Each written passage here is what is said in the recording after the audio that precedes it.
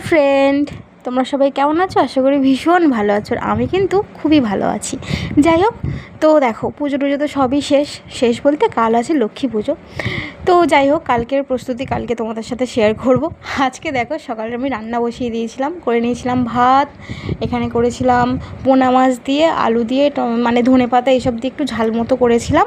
আর করেছিলাম এখানে এটা 5 মেশালি সবজি, এই ধরনের মধ্যে রয়েছে পুঁই শাক, তারপরে কুমড়ো, তারপরে ঝিঙে, তারপর আর যেন কী দিলাম, বেগুন, আলু, এই সব দিয়ে বলো যে 5 মেশালি একটা সবজি দিয়ে চিংড়ি মাছ দিয়ে চচ্চড়ি করেছি।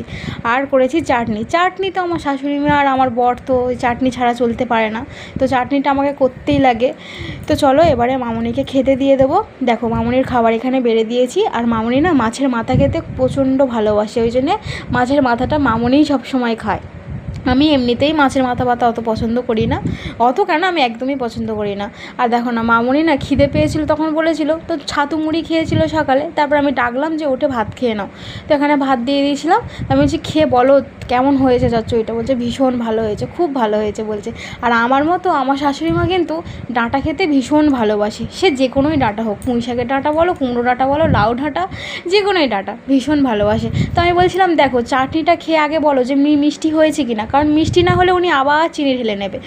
তো ওখানে ওনাকে খেতে দিয়ে দিয়েছিলাম। আর বর তো এখনও বাড়ি আসেনি, তো আমি ও আসলেই খাবো, কারণ আমি তো একবার সকালবেলা ভাত খেয়েছি, দুধও খেয়েছি, এটা সেটা খেয়েছি আমি। তো ওই জন্য ও আসলে তারপরে খাবো বলে একটুখানি চচ্চড়ি নিয়ে বসে বসে খাচ্ছি।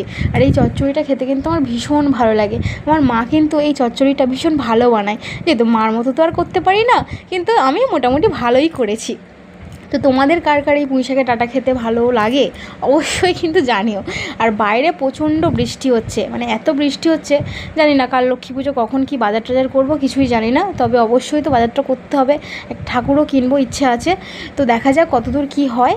তো চলো ভিডিওটা এখানেই শেষ করি। তোমরা সবাই ভীষণ ভালো থাকো।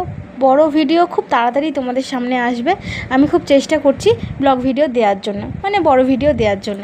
এখন তোমার শরীরটা মানে ভালোই আছে, তো এবার থেকে রোজই দেবো। চল টাটা।